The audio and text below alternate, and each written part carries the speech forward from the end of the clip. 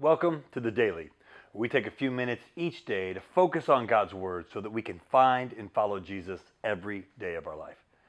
Today's devotional comes from Exodus chapter 32, so let's go.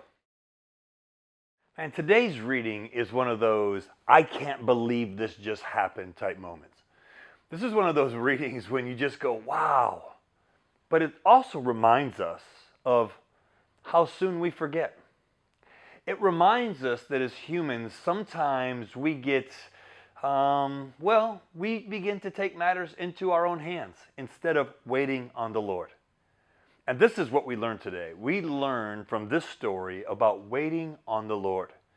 Even when it seems like it may be taking longer than it should, we need to wait on the Lord. Let's look in Exodus chapter 32 to see how they responded to this. In the beginning of this chapter it says, when the people saw that Moses was so long in coming down from the mountain, they gathered around Aaron and said, "Come make us gods who will go before us.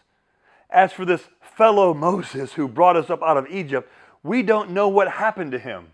You know, I can't believe how they're referring to Moses here. The fellow Moses that we don't know what happened to him. This fellow Moses who God used to bring the plagues of Egypt and to deliver them out of Egypt. This fellow Moses is the one who took his staff and reached it out over the Red Sea, and they saw the Red Sea part as they walked across on dry land. This fellow Moses who brought water from a rock, as God began to use him in those situations. While they've seen God show up over and over and over again.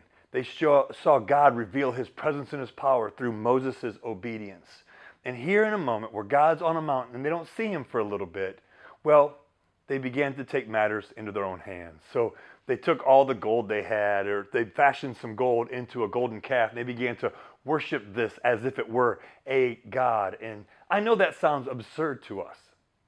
I know that none of us are going to go home and melt down our jewelry and make a god. That's not going to happen. But what it does show us is how soon we forget. And how quick we are sometimes to take matters into our own hands. I think the lesson for us today in this is to know that God is always on time. And sometimes God doesn't operate on our time, but he operates in his time. And sometimes it takes faith.